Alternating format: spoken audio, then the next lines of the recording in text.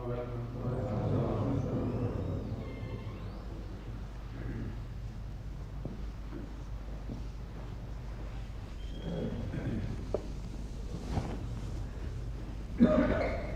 علیکم ورحمۃ اللہ. آج ہم اوپر تو فضا میں تو پہنچ گئے تھے پہلے ہی، مگر دوبارہ زمین پہ اترنا پڑا. کاغذ بھول کے میں اوپر چلا گیا تھا. بعض پہلی آیت والا حصہ لیتا تھا، وہ دفتر میں بند تھے، اس لیے 5 منٹ دیر ہو گئی. واپس نیچے آ کے پھر لے کے آیا ہوں. اعوذ باللہ من الشیطان الرجیم، بسم اللہ الرحمن الرحیم. وَإِذَا حَضَرَ الْقِسْمَةَ أُولُو الْقُرْبَى وَالْيَتَامَى وَالْمَسَاكِينُ فَارْزُقُوهُم مِّنْهُ وَقُولُوا لَهُمْ قَوْلًا مَّعْرُوفًا.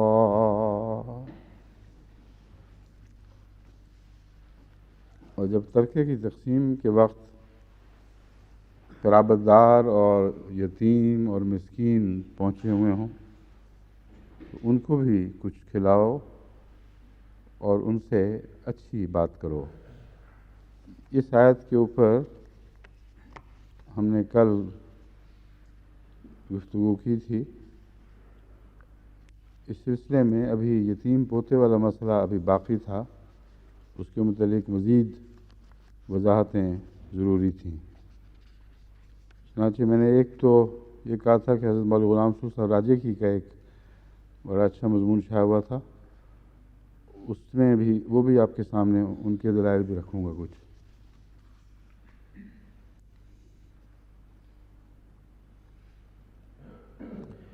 ایک مضمون ملک سیف الرحمن صاحب مرحوم کا بھی چھپا ہوا ہے الفضل میں.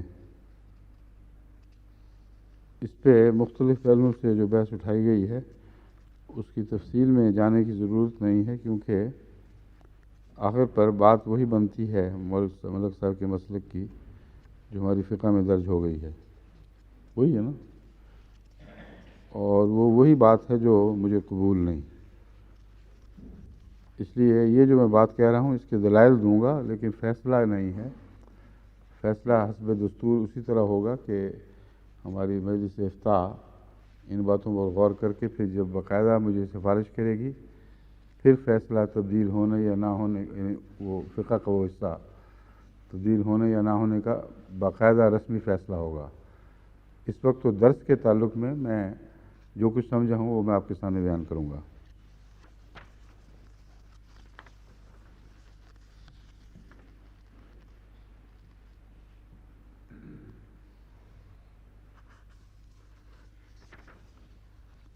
بہرحال مثلا ایک بات تو ملک صاحب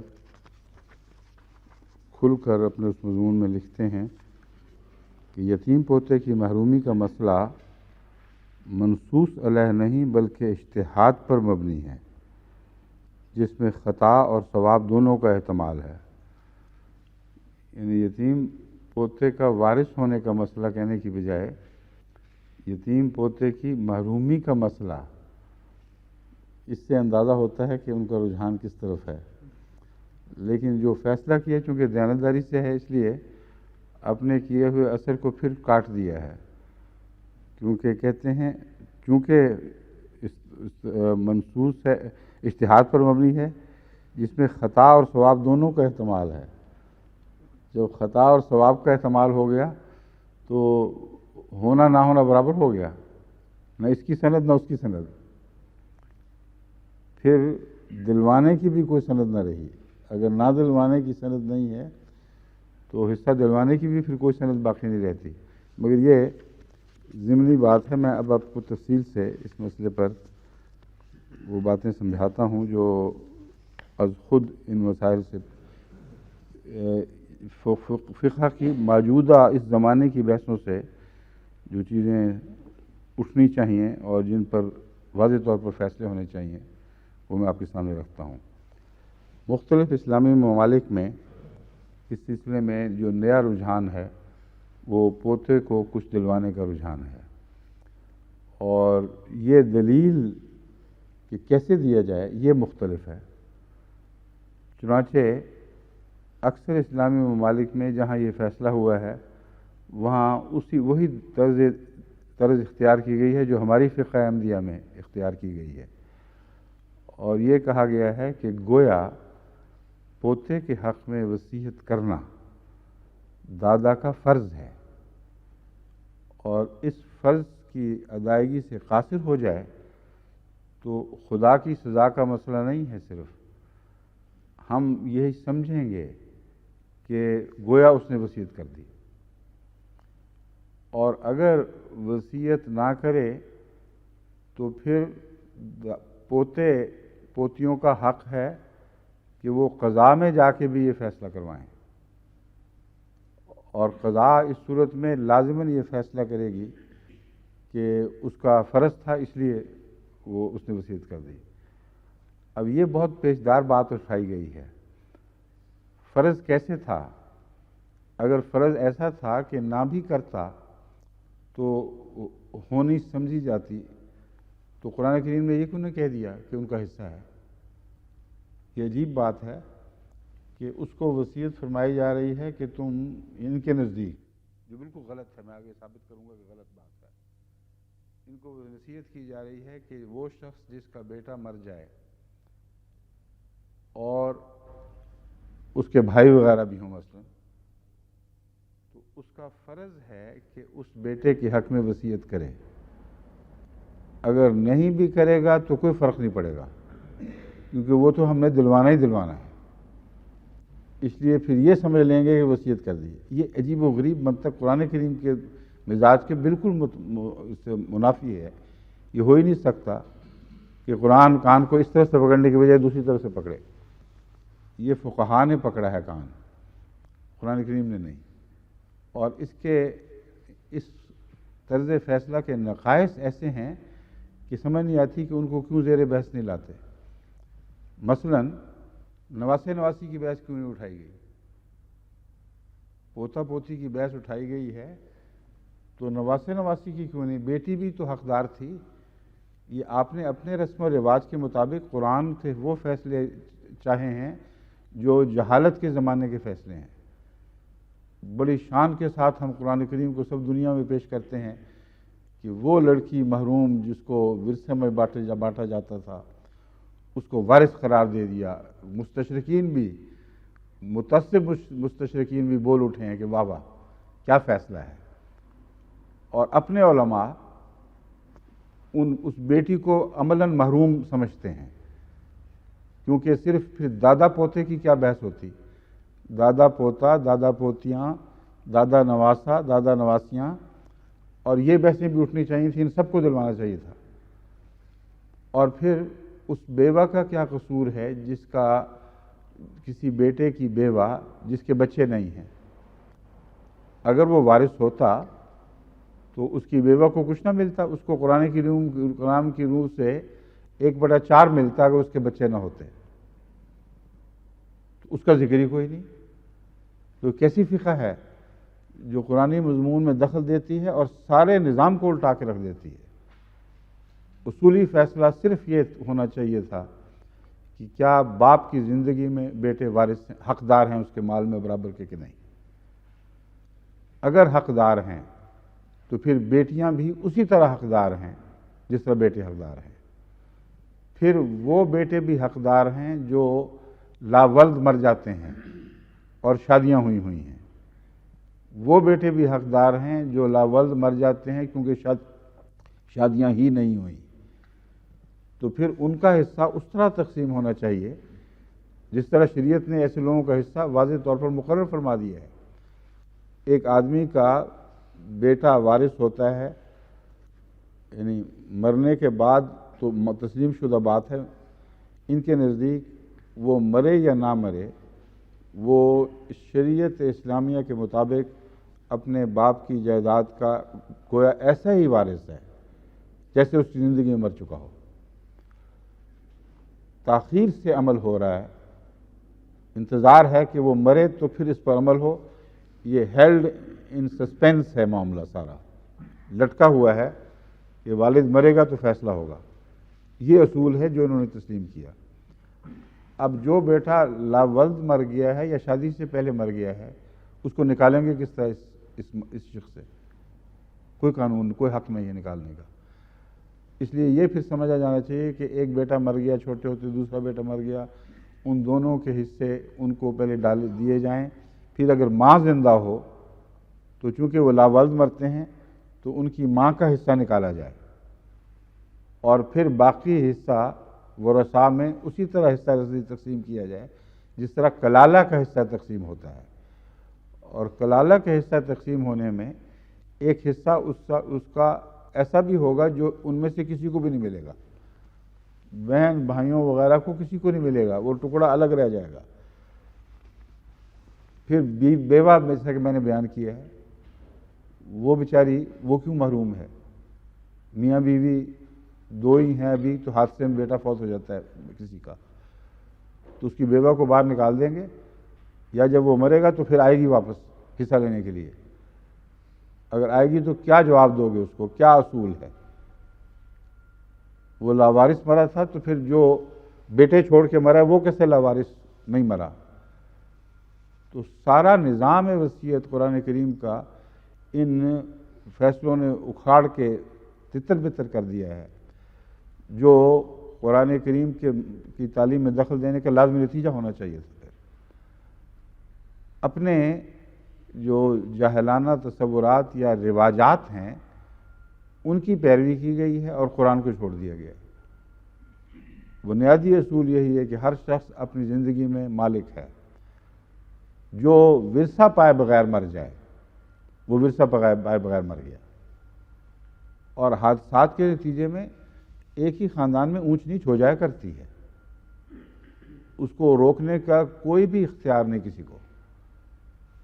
کوئی بچہ امیر ہو جاتا ہے، کوئی غریب ہو جاتا ہے، یہ کہاں سے نکالا ہے کہ ساروں کو برابر ضرور ایک ہی حال میں رکھا جائے، سب کے بچوں کو ایک ہی حال میں رکھا جائے؟ تو مالی اونچ نیچ اور حالات کا اختلاف یہ زبردستی یکساں کیا جا ہی نہیں سکتا۔ اسلامی نظام اور اس کی تقسیم میں، مالی نظام اور تقسیم میں کوئی کارل مارکس کا اصول کار فرما نہیں ہے۔ خدا نے جو اقتصادی قوانین بنائے ہیں ان کی روشنی میں اگر وہ قانون نافذ ہوتے تو کسی کارل مارکس کی ضرورت ہی کوئی باقی نہیں رہتی، کیونکہ جس طرح جائیدادوں کو تقسیم کر دیا گیا ہے بعض ہاتھوں میں اکٹھی رہ ہی نہیں سکتی اب یہ، اور لاکھ کوئی ناپسند کرے اگر شریکوں میں بیٹی بیاہی گئی ہے تو وہ لے کے جائے گی مال، مجال ہے جو اس کو روک سکے اگر قرآن پر عمل کرنا ہے؟ تو کہاں وہ صاحب جائیداد زمیندار ایسے پیدا ہوں گے جو رفتہ رفتہ جائیدادیں بڑھاتے چلے جائیں اور اس پر قابض ہوتے چلے جائیں اور ایک حصہ لاوارث رہتا چلا جائے؟ یہ قرآنی تعلیم کی روح سے ممکن ہی نہیں ہے۔ اسی لیے سب سے کم اشتراکیت کے امکانات اسلامی ممالک میں، ان ممالک میں ہے جہاں اگرچہ پوری طرح شریعت پر عمل نہیں ہو رہا مگر اس حد تک ہو رہا ہے کہ وہاں زیادہ اونچ نیچ ملتی ہی نہیں۔ اگر تیل کی دولت اچانک ظاہر نہ ہوتی اور اس پر بعض لوگوں نے غاصبانہ قبضہ نہ کیا ہوتا تو اسلامی ممالک میں کم سے کم اونچ نیچ ہے۔ اس کے مقابل پر ہر دوسرے ملک میں اونچ نیچ جو ہے وہ غیر معمولی طور پر ہے، کہیں دولتوں کے انبار کے پہاڑ بن گئے ہیں اور کہیں سطحیں گرتے گرتے بنیادی سطح سے جس پر انسان زندہ رہ سکتا ہے اس سے بھی نیچے گر گئی ہے۔ تو یہ باتیں اسلامی نظام کی روح کے سے تعلق رکھنے والی ہیں۔ جس نے پیدا کیا، جس نے نظام جاری فرمایا، وہی حقدار ہے یہ فیصلے کرے، اور رحم کے نام پر تمہیں اس کے معاملات میں دخل دینے کا کوئی حق نہیں، اور اگر دو گے تو پھر سارے نظام کو بگاڑو گے، وہ تمہیں کہاں سے حق مل جائے گا؟ للذکر مثل حظ الانثیین۔ اب یہ قانون ہے جو اگلی آیت کا عنوان بنا ہوا ہے، اور اس کو یہ لوگ کس طرح توڑتے ہیں۔ اب آپ دیکھیں کہ یہ کہتے ہیں کہ اگر بیٹا جو باپ کی زندگی میں مر جائے تو وارث تو وہ ہوگا ہی، کیونکہ یہ سمجھتے ہیں بیٹے کو غیر وارث، اس کی اولاد نہیں، اس کی اولاد یعنی پوتا پوتیاں وغیرہ وارث ہوں گے۔ بیٹیاں کیوں نہیں ہوں گی یہ بحث میں پہلے کر چکا ہوں، اس کو ایک طرف چھوڑ دیجیے۔ اب میں ایک مثال آپ کے سامنے رکھتا ہوں۔ بیٹا کیونکہ وارث کے حکم میں تھا اس لیے وہ ضرور پائے گا، خواہ وہ مر بھی چکا ہو، اس کا حق ورثہ گویا اس کی اولاد میں منتقل ہو جائے گا۔ یہاں تک تو ابھی کوئی تضاد نہیں، مگر جب ان قوانین کو زیادہ وضاحت سے آگے پڑھیں تو یہ لکھتے ہیں کہ 1/3 سے زیادہ اس کو نہیں ملے گا۔ یعنی وہ بیٹا جو کسی کی جوانی میں، اس کی زندگی میں فوت ہو جائے اور پیچھے اولاد چھوڑ جائے اور اس کے اور بھی بیٹے اور بیٹیاں ہوں، تو مرنے والے بیٹے کو 1/3 سے زیادہ نہیں ملے گا۔ یہ 1/3 کا اصول کہاں سے آیا ہے یہ ایک الگ بحث ہے، وہ بعد میں اٹھائی جائے گی، لیکن یہ تسلیم ہے ان لوگوں کو، جس کا مطلب پھر یہ بنتا ہے کہ اگر ایک بیٹی ہو اور ایک بیٹا ہو، ایک بیٹا مرنے والے کی زندگی میں پہلے مر چکا ہو، جس کا ورثہ تقسیم ہونا ہے، اس کی زندگی ہی میں اس کے موت سے پہلے مر چکا ہو، تو پیچھے کیا رہ گیا؟ ایک بیٹی، ٹھیک ہے؟ ایک بیٹی کا اگر رہ جائے تو اس کا نصف حصہ مقرر فرمایا گیا، وہ نصف کی مالک ہو گئی، اور جو بیٹا مر چکا ہے اس کی اولاد کو 1/3 سے زیادہ نہیں دیا جائے گا، تو بیٹی زیادہ لے گئی اور بیٹا کم لے گا اس قانون کے مطابق، کیونکہ یہ خدا کا قانون ہے، یہ ان لوگوں کا قانون ہے۔ 1/3 کے چکر میں پڑھ کر جب یہ نئے قانون کے ساتھ اس کو مطابقت کرنے کی کوشش کرتے ہیں تو عجیب و غریب نتیجے پیدا ہوتے ہیں، اور عجیب و غریب بات ہے، اگر وہ وارث تھا تو پھر اپنی بہن سے دگنا اس کو ملنا چاہیے، اپنی بہن کے برابر بھی نہیں ملا، اس سے بھی کم ملا، اور یہ ابھی قرآن کے مطابق ورثوں کی تقسیم کر رہے ہیں، اور یہی نقص ہماری فقہ میں پیدا کر دیا گیا ہے، اور جو میں بیان کر رہا ہوں اور آگے بیان کروں گا، اس کی روشنی میں دوبارہ افتتاح میں یہ مسائل پیش ہونے چاہیے۔ ہرگز قرآن کریم کی واضح قطعی روح کے منافی اپنے رحم کے نتیجے میں ہم فیصلہ کرنے کا مجاز نہیں ہے۔ اس ساری فقہ میں کہیں نواسہ نواسی کی بحث ہی نہیں اٹھائی ہوئی، پوتا پوتی پہ لگے ہوئے سارے۔ پوتا پوتی کہاں سے آ گئے بیچ میں؟ اگر قرآن کا اصول ہے تو پھر قرآن کے پیچھے چلو، لڑکی کا حق قائم کرو، پھر سارے تمام دوسرے حقوق جو اس تعلق میں قائم ہوتے ہیں وہ سارے قائم کرو، تب چاہے غلط فیصلہ بھی ہو کم سے کم یہ تو کہہ سکتے ہیں کہ تم نے دیانتداری سے غلطی کی ہے۔ لیکن اگر اس کو چھوڑ کر غلط فیصلے کرو گے جو قرآن کے منافی ہوں گے تو یا بے وقوفی سے غلطی کی ہے یا بددیانتی سے غلطی کی ہے، تیسرا کوئی حکم نہیں لگ سکتا۔ اس لیے اس کو تو یہ جو صورتحال ہے اس کو اسی طرح رہنے نہیں دیا جا سکتا جب تک اصولوں کے مطابق جو قرآن کے اصول ہیں اثر نو ان معاملات کو سلجھایا نہ جائے۔ دوسرا پاکستان کا قانون، وہ سب مسلمان ممالک سے الگ ہے، اور انہوں نے اپنی طرف سے اس بات کو پیش نظر رکھ لیا ہے۔ ایک پہلو سے وہ بہتر ہے، جبکہ بعض ہمارے فقہا کے ماہر بننے والے احمدی وہ سمجھتے ہیں کہ پاکستان کا قانون سب سے زیادہ اسلام سے دور ہے اور باقی اسلامی ممالک کا قانون اسلام کے تابع ہے۔ عجیب و غریب دلیل دیتے ہیں وہ۔ پہلے میں اسلامی قانون کا خلاصہ بتاؤں جو پاکستانی قانون ہے۔ پاکستان میں صرف پوتا پوتی کو نہیں بلکہ نواسے نواسیوں کو بھی ورثے میں شامل کیا گیا ہے۔ کیا گیا کہ نہیں؟ وہ کہاں ہے وہ قانون؟ حوالہ یا اس کی تفصیل پہ بعد میں چلے جائیں گے، بہر اتنا ضرور ہے، لیکن پاکستان کا قانون پھر بھی ناقص رہتا ہے۔ 1/3 کی بحث بھی اٹھائی گئی ہے کہ نہیں اس میں؟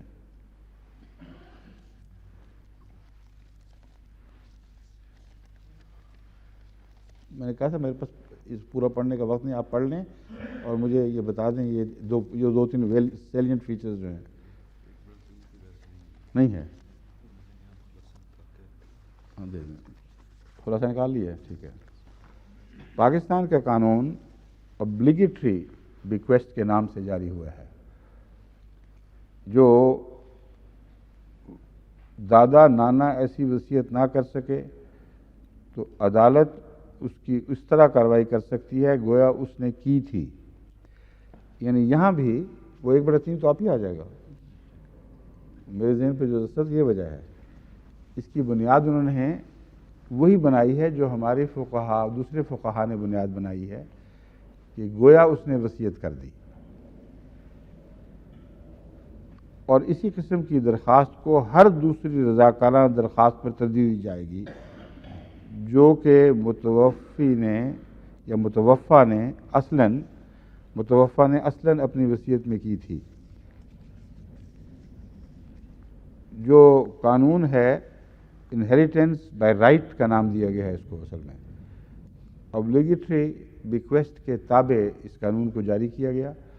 یعنی وہ وصیت جو لازم تھی اس کی روشنی میں جو قانون بنایا گیا اس کا نام ہے انہیریٹنس بائی رائٹ. قانون کے الفاظ یہ ہیں بیٹے یا بیٹی کی بیٹی. یہاں یہ جو حصہ پہلو ہے وہ اسلام کے قریب تر ہے بجائے اس کے کہ کہا جائے اسلام سے دور تر ہے.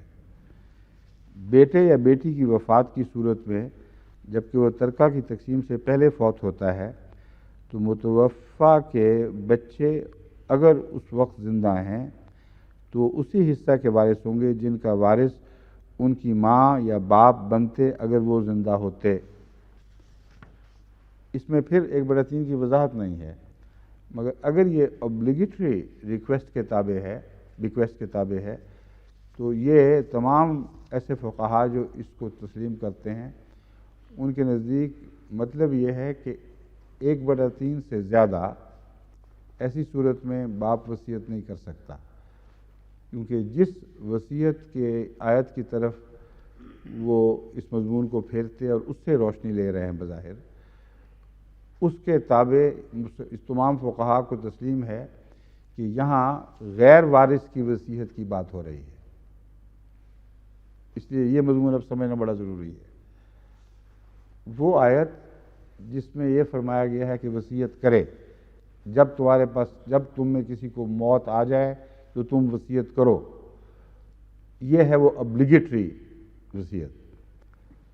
اور وصیت کیا کرو اس کی تفاصیل نہیں ہے. اس پر یہ بحث اٹھ کھڑی ہوئی کہ کیا قرآن کریم کی اس آیت نے اس وصیت کی آیت کو منسوخ کر دیا ہے جس میں تفصیل تھی کہ بیٹے اس طرح حصہ پائیں گے، بیٹیاں اس طرح حصہ پائیں گی، ماں اس طرح، باپ اس طرح وغیرہ وغیرہ، یا اس آیت نے اس آیت کو منسوخ کر دیا ہے؟ کیونکہ اگر اس نے اس کو منسوخ نہیں کیا تو پھر یہ کیسے اس آیت کے خلاف وصیت کو کر سکتا ہے؟ اگر اس نے اس کو منسوخ کر دیا ہے تو پھر وصیت کر ہی نہیں سکتا. یہ آیت منسوخ شدہ فہرست میں نسیہ منسیہ ہو جائے گی. اس تضاد کو دور کرنے کے لیے، جو تضاد ہے نہیں دراصل، فقہا نے یہ بات سمجھ لی کہ یہاں غیر وارث کے حق میں وصیت ہے. ٹھیک ہے؟ اور وصیت جن لوگوں کے حق میں قرآن نے واضح کر دی اور کھول دی کہ بیٹا 2 حصے پائے گا، بیٹی 1 حصہ پائے گی، اس میں دخل اندازی کا حق یہ آیت نہیں دیتی، بلکہ ہر شخص کو اپنی جائیداد کا 1/3 حصہ تک غیر وارث کو دینے کا حق ہے. یہ وصیت ہے. یہ مضمون اپنی ذات میں ابھی مزید تحقیق طلب ہے. 1/3 کا حق کہاں سے نکالا گیا؟ قرآن کریم نے تو کہیں نہیں لکھا کہ غیر موسی کو 1/3 حصہ تک تم دے سکتے ہو. جہاں تک مجھے یاد ہے جب ان باتوں کو پہلے زمانے میں تعلیم پڑھا تھا تو زیادہ تر بنا فقہا کی ان احادیث پر ہے جن سے پتہ چلتا ہے کہ حضرت صلی اللہ علیہ وآلہ وسلم نے بعض قربانیاں پیش کرنے والوں کو کہا کہ 1/3 سے زائد میں نہیں لوں گا، باقی تمہارے اپنے بچے ہیں، ان کے حقوق ہیں، ان میں تقسیم کرو. اس بنا پر اس سے ایک فقہی اصول بنایا گیا اور اس بات کو بھلا دیا کہ خود ایسی ہی حدیثوں بلکہ اس سے مضبوط تر سند کی حدیثوں سے یہ بات ثابت ہے کہ حضرت ابوبکر رضی اللہ تعالیٰ عنہ نے جب اپنا سارا مال پیش کیا تو سارا قبول کر لیا گیا۔ اور حضرت عمر رضی اللہ تعالیٰ عنہ نے جب نصف مال پیش کیا تو نصف قبول کر لیا گیا۔ اور یہ جو سیرت کے تقارین ہیں اور سیرت کے مضامین، ان میں علماء بڑے جوش و خروش کے ساتھ پیش کرتے ہیں، اور صحابہ کے غیر معمولی، بعض صحابہ کے غیر معمولی حسن قربانی کو اس طرح ظاہر کرتے ہیں۔ اب یہ کیوں کیا گیا اور وہ کیوں قبول نہیں کیا گیا؟ اگر ایک جگہ قبول کیا گیا تو کیا اس کا یہ مطلب نہیں نکلتا کہ آن حضرت صلی اللہ علیہ وآلہ وسلم نے ہر قربانی کرنے والے کے اخلاص کے معیار کو پیش نظر رکھا، اور اس کے دلی جذبے کو بھی پیش نظر رکھا، اس کے اپنے خاندان سے تعلقات کو بھی پیش نظر رکھا، اور ایسے فیصلے فرمائے جو آن حضرت صلی اللہ علیہ وآلہ وسلم کی فراست سے تعلق رکھتے تھے۔ کوئی فقہی فیصلہ نہیں فرما رہے، فراست کے تعلق میں بہت سی باتیں آن حضور صلی اللہ علیہ وسلم کے پیش نظر رہی ہیں، جن کو فقہ میں ان فیصلوں کو گھسیٹ کر علماء بہت مشکلات میں پڑ گئے ہیں۔ یہ سوچتے نہیں کہ بنیاد وہی ہے کہ ہر شخص اپنی زندگی میں اپنے مال کا حقدار ہے، اور باپ کی زندگی میں اس کا بیٹا اور بیٹی اس پر کوئی حق نہیں رکھتے سوائے اس حق کے جس کو خدا نے ان کی اچھی تربیت کرو، ان کی پرورش کرو، ان کی ربوبیت کرو ظاہر فرما دیا ہے، اس کے سوا قانونی حق نہیں رکھتے۔ بعض لوگ اندرونی جھگڑوں کی وجہ سے ایسے لوگوں کو محروم کرنے کی خاطر بظاہر نیکی کا لبادہ اوڑھتے ہیں، اور یہ ساری جائیداد جماعت کے نام جیسے اب کرتے ہیں ویسے پہلے بھی کیا کرتے تھے، اور آن حضرت صلی اللہ علیہ وسلم کی خدمت میں حاضر ہو کر نیکی کے نام پر رسول اللہ صلی اللہ علیہ وسلم کو گویا نعوذ باللہ دھوکہ دینے کی کوشش کرتے تھے۔ یا رسول اللہ، میری ساری جائیداد، آن حضور کی سارے حالات پر نظر تھی صلی اللہ علیہ وسلم۔ آپ جانتے تھے کہ بعض لوگوں میں اتنا اخلاص و اخلاص کوئی نہیں ہے، یہ لڑائی ہے، بدخلق لوگ ہیں، اپنے بیوی بچوں کو محروم کرنا چاہتے ہیں، اور یہ جائز بات نہیں۔ بعضوں کے متعلق یہ سمجھتے ہوں گے کہ اخلاص سے تو کر رہے ہیں، لیکن اس کے نتیجے میں جو بچے رہ جائیں گے ان کا کوئی والی وارث نہیں ہوگا، وہ قسمہ پرسی کی حالت میں رہیں گے، یتیم مسکین بن کے لوگوں سے مانگتے پھریں گے۔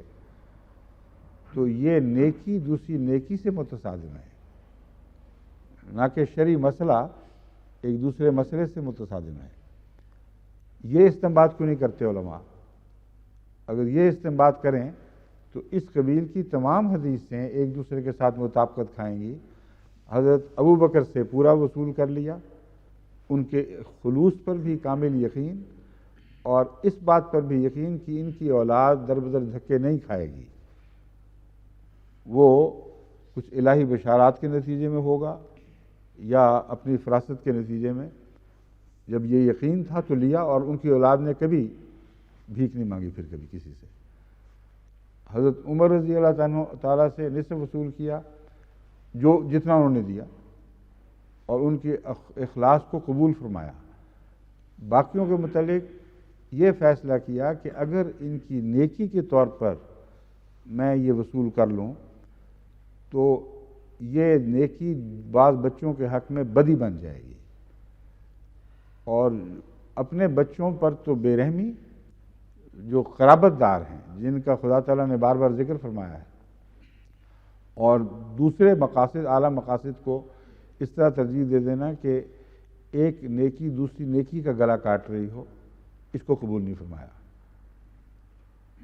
اور یہ جو مضمون ہے یہ ہر فیصلے کے ساتھ آن حضرت صلی اللہ علیہ وسلم کے ساتھ منسلک ہوتا چلا جاتا ہے، اور اگر آپ باصول فیصلے کریں تو آن حضور کے فیصلوں میں کہیں تضاد دکھائی نہیں دے گا۔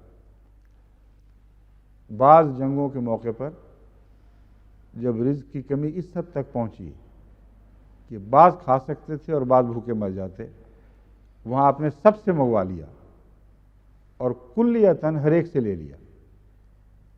وہاں انفرادی ملکیت کے حق کو اگر چھوڑا گیا ہے تو کیوں چھوڑا گیا ہے، یہ سوال پھر اٹھتا ہے۔ اس کی وجہ صاف نظر آ رہی ہے۔ وجہ یہ ہے کہ قرآن کریم نے بعض بنیادی حقوق ایسے انسان کے قائم کیے ہیں جن کے بعد اگر ان حقوق سے کسی کی دولت ٹکراتی ہے تو اس حد تک وہ اپنی دولت کا مالک نہیں رہتا۔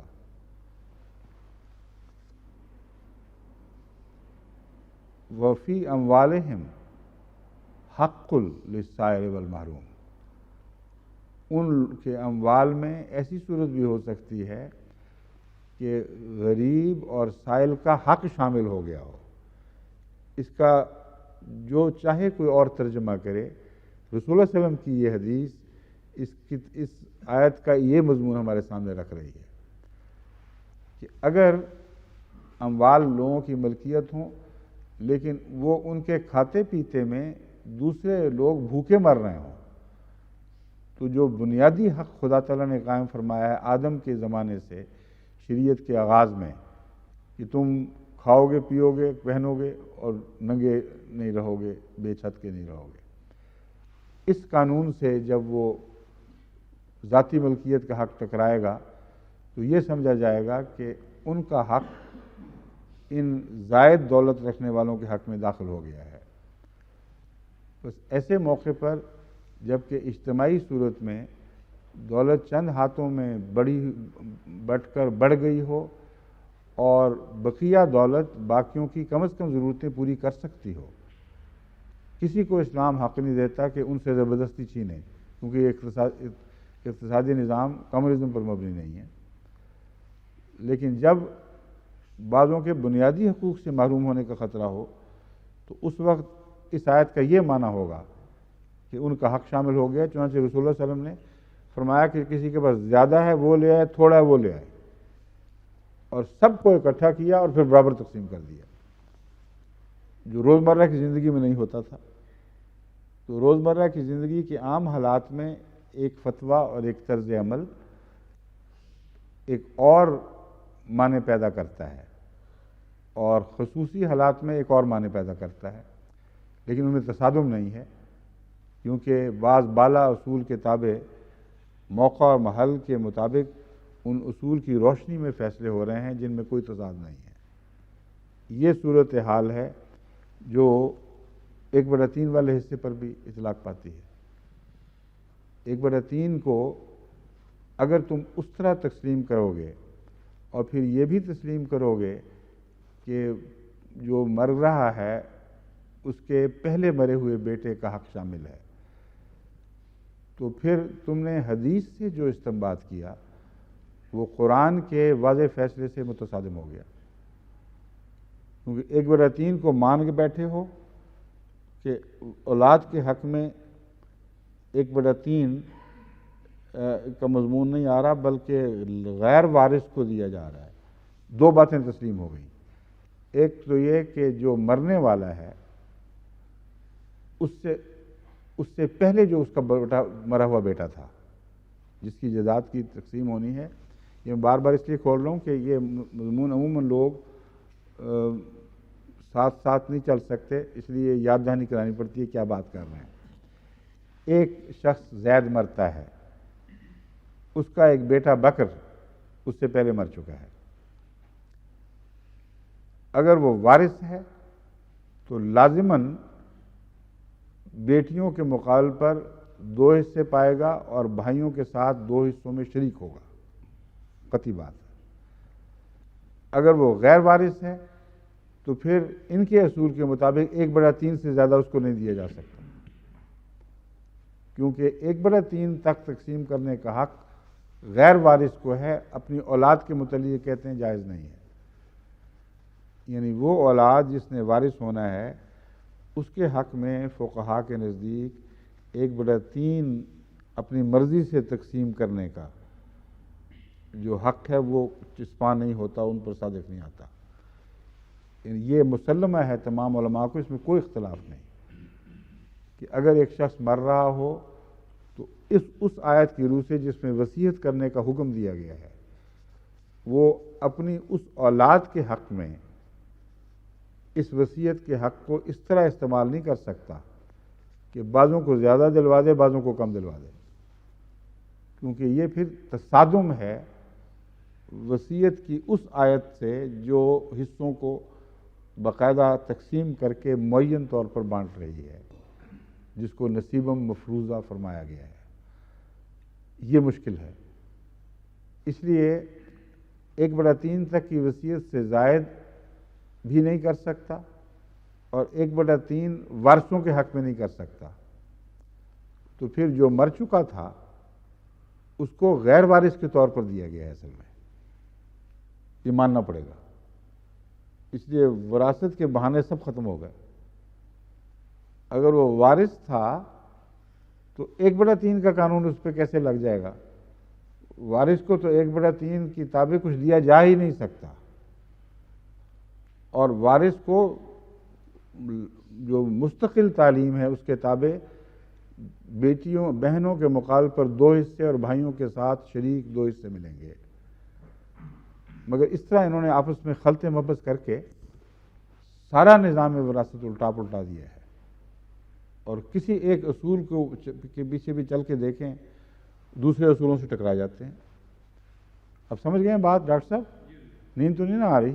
ہاں، 1/3 میں آپ کو یہ نہیں کہتا کہ مجھے دہرا کے بتائیں، کیونکہ ایک دفعہ پہلے تجربہ ہو چکا ہے لیکن یہ نیا مضمون ہے، اس لیے شکر، جزاک اللہ۔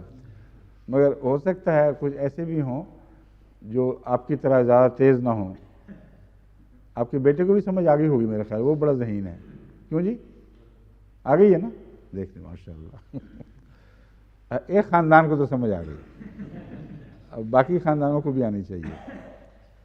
یہ 1/3 کی بحث ہے، میں نے واضح کر دی۔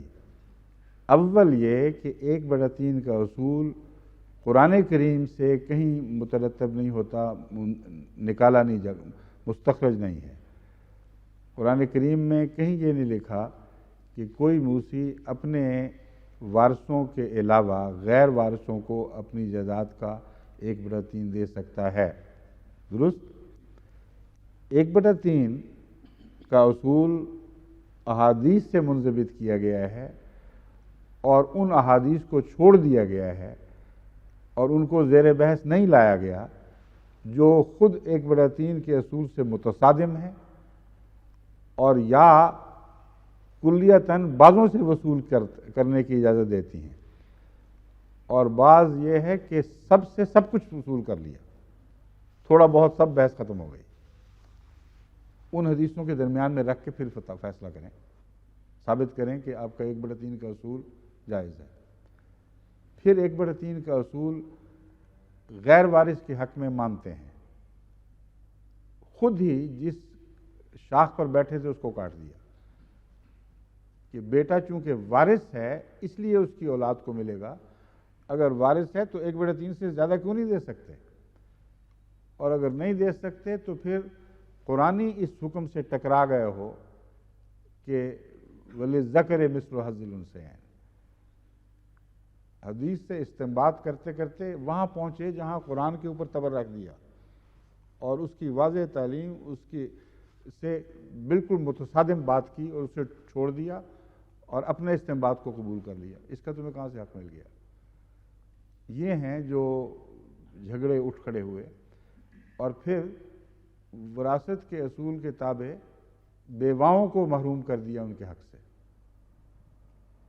بیوائیں بھی تو ہیں، اس بیٹے کی بیوہ بیچارے کی جو مر گیا ہے، اس کے پوتے کی بڑی بحث چلی ہوئی ہے۔ پوتا بہت پیارا ہے، لیکن قرآن پیارا ہوتا تو پھر قرآن نے جہاں جہاں حقوق قائم کیے ہیں ان سب کی بحثیں پورے جوش و خروش سے ہونی چاہیے تھیں۔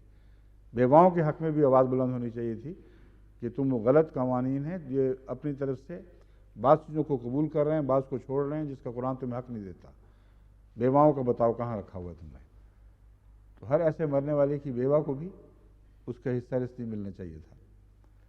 پھر یہ فیصلہ طلب بات ہے کہ کس عمر میں بچہ مرے تو وہ وارث ہے، کس عمر میں مرے تو غیر وارث ہے۔ بعض لوگوں نے الرجال و قوام، رجال کے لفظ سے یہ نکالا ہے رجال اور نساء سے کہ یہاں صرف بالغ مرد اور بالغ عورتیں مراد ہیں۔ اگر یہ ہو تو یہ جو آیت ہے دوسری، یہ تو خیر بعد میں کسی وقت بتاؤں گا، اس وقت میں آپ سے بتاتا ہوں یہ فیصلہ بھی تو ہونا چاہیے تھا کہ کون سا بچہ وارث مرا ہے، کون سا غیر وارث مرا ہے۔ اگر بچپن میں کوئی فوت ہو جاتا ہے تو اس کے اوپر کیا حکم ہے؟ وہ غیر وارث مرا ہے یا وارث مرا ہے؟ اس کے حق میں وصیت فرض ہے کہ نہیں؟ اس کے حق میں وصیت اس طرح فرض ہو سکتی تھی کہ اس کے بھی تو بعض حقوق ہیں۔ باپ پہلے مر جاتا ہے تو وہ جس کا وارث ہونا تھا اس کی ماں اس کا ورثہ پائے گی، اور وہ قانون جس آیت میں بیان ہے وہ آگے کھڑی ہو جائے گی کہ یہ دیکھو یہ حق ہم قائم کرتے ہیں، تم کون ہوتے ہو اس حق کو ہٹانے والے۔ اور پھر یہ فقہاء نے بڑی دلچسپ بحثیں اٹھائی ہیں کہ اگر باقاعدہ نکاح ہو جائے، مہر مقرر ہو چکا ہو، تو پھر خواہ رخصتانہ نہ بھی ہو تو نصف تک اس کو ملنا چاہیے، ٹھیک ہے۔ اور اس میں عمر کی بحث کو بعض لوگ اڑا دیتے ہیں، بالکل کہتے ہیں چاہے بچہ ہو اس کا بھی نکاح جائز ہے۔ میں نے اس کی مثالیں آپ کے سامنے رکھی ہیں۔ اب یہ دلچسپ بات میں اپنی والدہ کے حوالے سے بتا رہا ہوں۔ حضرت مسیح موعود علیہ السلام کے زمانے میں حضرت صاحبزادہ مرزا مبارک احمد صاحب کے ساتھ میری والدہ کا نکاح ہوا اور باقاعدہ ان کی بیوی بنی، اور اس نکاح میں حق مہر وغیرہ حضرت مسیح علیہ السلام نے لازماً رکھا ہوگا۔ یہ ہو ہی نہیں سکتا کہ مسیح موعود علیہ السلام اس کو نہ رکھتے۔ اور پھر یہ اگر وارث بیٹا تھا جو فوت ہوا تو اس کا جو ورثے کا بیوہ کو حق ملنا چاہیے تھا، وہ کیوں نہیں ملا میری والدہ کو؟ پھر تو بات اوپر تک جائے گی، ساری جائیداد ہماری دوبارہ تقسیم ہونی شروع ہو جائے گی۔ تو جہاں بھی اسلام کے قوانین میں اپنی سوچوں اور اپنی جھوٹی ہمدردیوں سے دخل اندازی کریں گے وہاں سارا نظام درمرم ہو جائے گا۔ اور حرف آخر وہی بات ہے جو مسیح علیہ السلام نے تفصیلی بحث چھیڑے بغیر ایک نقطے میں بیان فرما دی کہ پھر سلاطین پہ بھی مقدمے کرو کیونکہ تم ابنائے آدم ہو، اور سارے حصہ رسدی پھر دوبارہ تقسیم ہوں گے دنیا کے۔ اس لیے یہ سب جھگڑے جو ہیں بالکل اپنی دلی تمناؤں یا جو فقہ پڑی ہوئی ہے اس کے اثرات کے نتیجے میں ہو رہے ہیں۔ یوں لگتا ہے جیسے فقہاء نے جو بات کہہ دی وہ حرف آخر وہ شریعت بنانے والے فقہاء تھے، وہ شریعت بنانے والے نہیں تھے، شریعت سمجھنے کی ذمہ داری ان پر تھی۔ جہاں ان سے غفلت ہوئی ہے، انسان ٹھوکر کھاتا ہے، غلطی کا پتلا ہے، کئی وجوہات سے ہو جاتی ہیں۔ ہمارا ہرگز یہ حق نہیں ہے کہ ہم ان غلطیوں میں ان کے پیچھے چلیں، اسلام ہمیں یہ حق ہی نہیں دیتا۔ قرآن سے متصادم جس چیز کو تم پاؤ گے اسے رد کرنا تمہارا فرض ہے۔ بس قرآن کے بالا اصول کو پہلے بناؤ رہنما، جو عنوان خدا تعالیٰ نے ان آیات میراث میں لگا رکھے ہیں، ان آیات کو درجہ بدرجہ پڑھو اور ان بالا اصولوں کی روشنی میں فیصلے کرو تو تصادم پیدا ہو ہی نہیں سکتا، ناممکن ہے۔ اگر کوئی حصہ بکھرا تھوڑا سا بغیر وضاحت کے رہ جاتا ہے تو پھر اسے یا تو غرباء اور اقرباء میں اس طرح تقسیم کیا جائے گا جن کا ذکر قرآن کریم میں ملتا ہے، ان کے لیے بھی تو کچھ جگہ چاہیے تھی۔ بعض تقسیمات کو جب آپ حساب سے پڑھتے ہیں تفصیل سے تو سب کچھ دینے کے بعد پھر کچھ ٹکڑے بچ جاتے ہیں۔ وہ ٹکڑے کس کے لیے چھوڑے گئے ہیں؟ وہ اس آیت کی روشنی میں جو غریب فقیر لوگ ہیں یا ان کے لیے چھوڑے گئے ہیں، یا ایک موسی نے وصیت کی ہوئی ہے تو اس وصیت کے لیے چھوڑے گئے ہیں جو اس نے اپنے حقوق کے اندر کی تھی۔ یہ جو مضمون ہے اس نے 1/3 کی طرف ان کو مجبور کیا جانے پہ اصل میں یہ نہیں سوچا کہ اس وصیت میں یہ حق ہے کہ کسی حد تک وہ اپنے اموال کو غیر موسیوں میں بھی تقسیم کر دے، اور یہ بھی حق ہے کہ فقراء، غرباء، مساکین جو تقسیم کے وقت اکٹھے ہوتے ہیں ان کے حق میں کوئی بات کہہ دے۔ اس خیال سے، اس وجہ سے وہ وصیت جو ہے وہ اپنی قائم رہ گئی، اور یہ بھی نہیں سوچا کہ ہر جگہ اسلامی حکومت ہے ہی نہیں،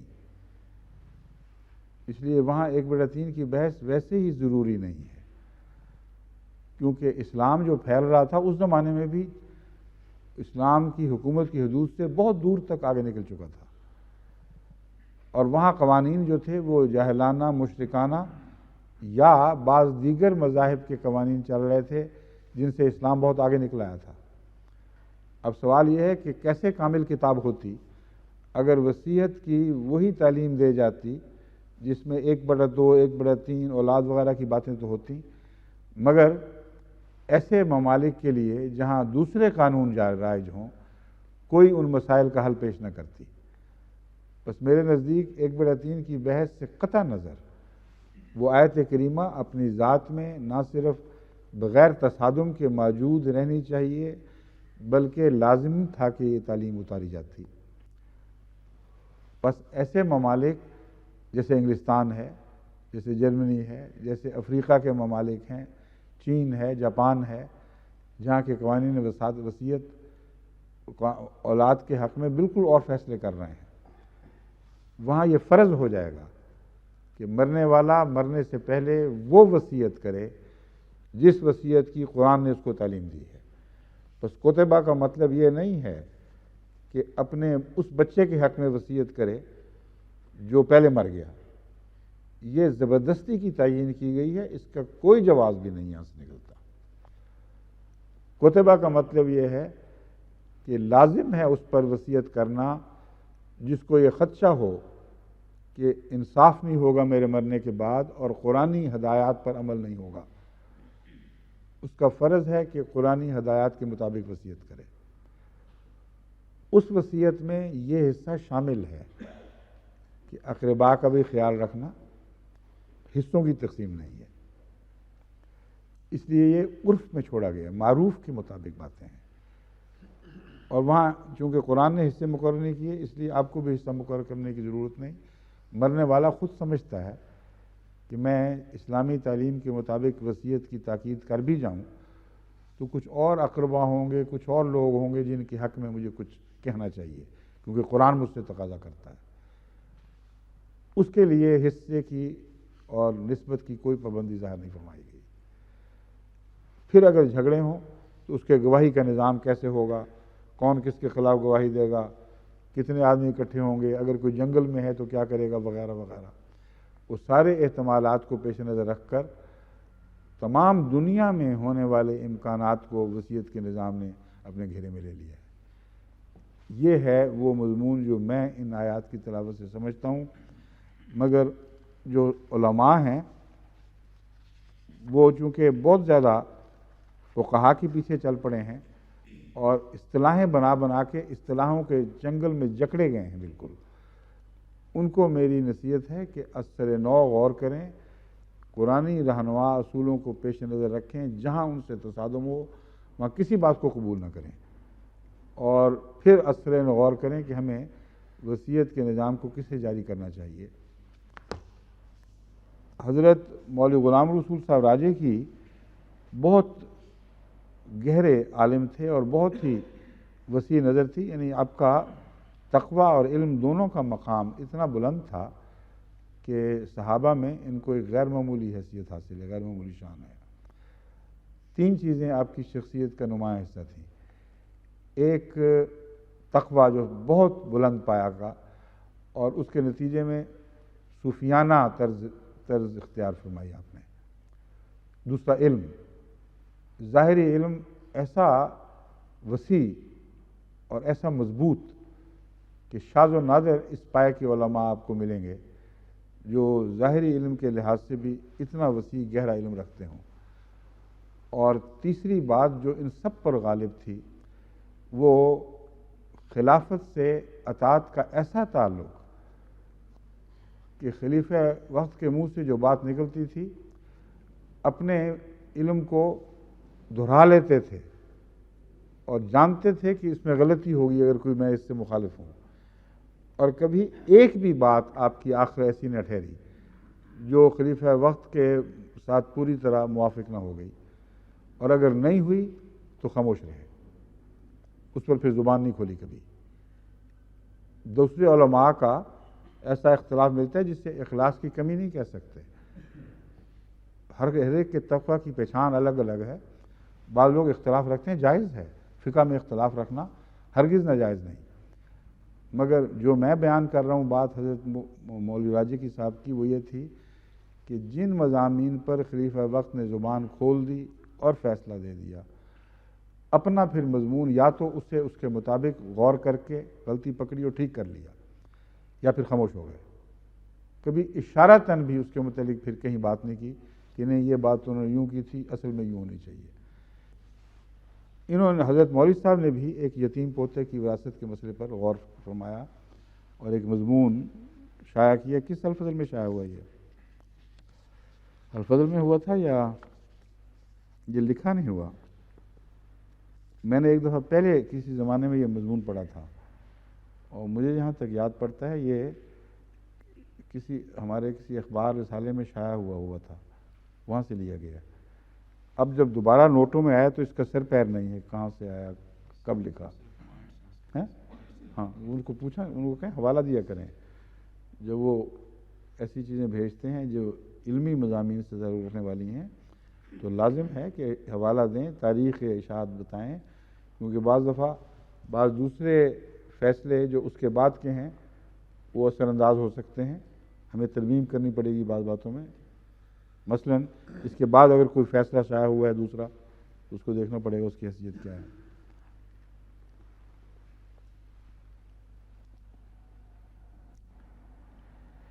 میت، آپ نے ایک اصول یہ بیان کیا، خلاصہ یہ ہے میت کے ورثاء اقربیت کی بنیاد پر وارث قرار پاتے ہیں۔ اس اصول کے تحت میت کے والد کی موجودگی میں دادا وارث نہیں ہوتا، ٹھیک ہے؟ میت کے والد کی موجودگی میں دادا وارث نہیں ہوتا، اور بیٹوں کی موجودگی میں پوتا وارث نہیں قرار پاتا۔ یہ ان کا خلاصہ ہے جو سب سے پہلے بیان کرتے ہیں۔ حضرت زید بن ثابت رضی اللہ تعالیٰ عنہ کے قول مندرجہ بخاری، لا یرث ولد الابن مال ابن، اس بات کی تائید ہوتی ہے۔ یہ حدیث ان معنوں میں تو نہیں ہے، اثر ہے دراصل، کہ حدیث اور اثر کا فرق یہ ہے کہ حدیث میں حضرت صلی اللہ علیہ وسلم کی طرف کوئی معین ہدایت کی جاتی ہے، منسوب کی جاتی ہے، جو آپ نے فرما دیا وہ حدیث ہے۔ بعض صحابہ نے حضرت صلی اللہ علیہ وسلم کے اقوال اور آپ کے عمل کی روشنی میں ایک استنباط خود کیا ہے، گویا وہ سمجھتے ہیں کہ رسول اللہ صلی اللہ علیہ وسلم کا یہ مسلک تھا، مگر تقویٰ کے تقاضے کے پیش نظر یہ نہیں کہتے کہ رسول اللہ صلی اللہ علیہ وسلم کا یہ مسلک تھا، وہ کہتے ہیں یہ یوں ہونا چاہیے۔ ایسی باتیں جو صحابہ اپنی طرف سے کہیں ان کو اثر کہا جاتا ہے۔ بس انہوں نے حضرت مولوی صاحب نے یہ حضرت زید بن ثابت کا قول پیش کیا ہے، حدیث نہیں ہے ان معنوں میں، کہ لا یرث ولد الابن مال ابن، کسی کا بیٹا دوسرے بیٹے کے ساتھ ورثے میں شریک نہیں ہو سکتا۔ یہ اس کا مطلب یہ ہے کہ ایک بیٹا اور ایک پوتا دونوں بیک وقت وراثت میں حصہ دار نہیں ہو سکتے، یعنی سب بیٹے مر چکے ہوں تو پھر جو پہلا قریبی ہے اس کے نہ ہونے کے نتیجے میں ایک دوسرے اثر کے تابع پوتوں کو جائیداد جا سکتی ہے یا نواسوں کو بھی جا سکتی ہے، لیکن زندگی میں یہ نہیں ہو سکتا کہ ایک اوپر کی شاخ اور ایک نیچے کی شاخ کے بچوں میں جائیداد کسی اصول کے تابع برابر تقسیم کی جائے، یہ ممکن نہیں ہے۔ اور یہ بات حضرت زید کی گہرے غور اور اس زمانے کے حالات پر نظر ڈالنے کے بعد کا نتیجہ ہے، جو میں نے جیسا کہ بیان کیا میرا اپنا یہی مسلک ہے، یعنی ایسا مسلک نہیں ہے جس پہ جو آخری فقہی فتوے کے طور پر ہے۔ درس کے تعلق میں میرا تفسیری مسلک یہی ہے جو میں کھول چکا ہوں۔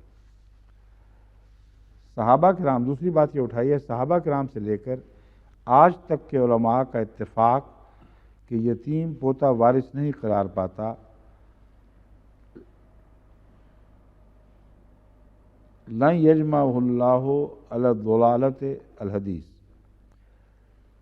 یہ ایک دوسری بات آپ نے یہ پیش فرمائی ہے کہ آج کل کے زمانے میں جو رجحان ہو گیا ہے پوتے کو وارث قرار دینے کا، یہ ایک نیا رجحان ہے۔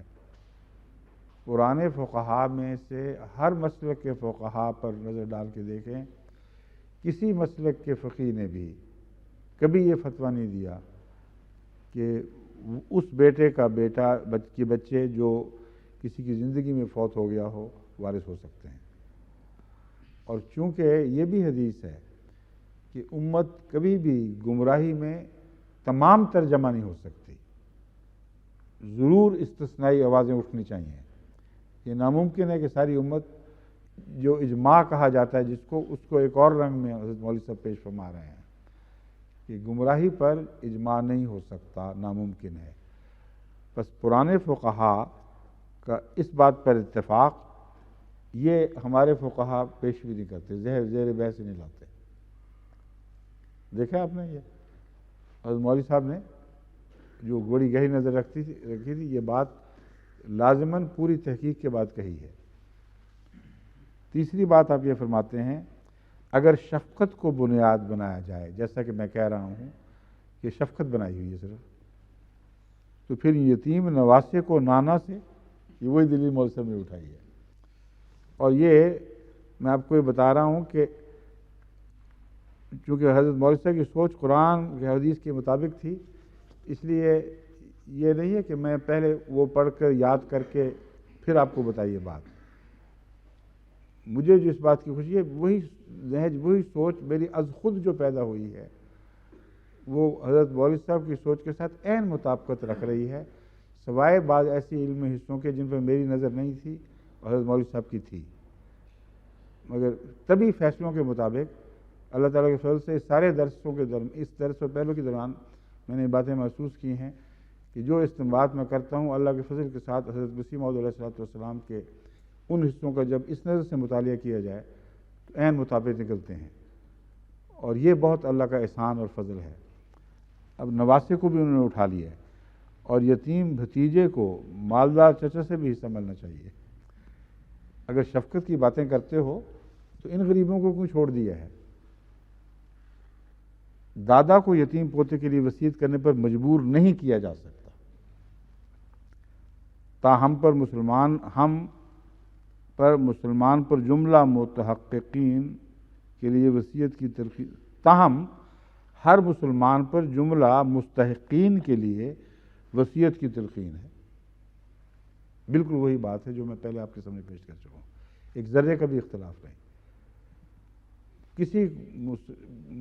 کسی مسلمان کو قرآن کریم کی ان آیات کی روح سے مجبور نہیں کیا جا سکتا کہ وہ ضرور وصیت کرے۔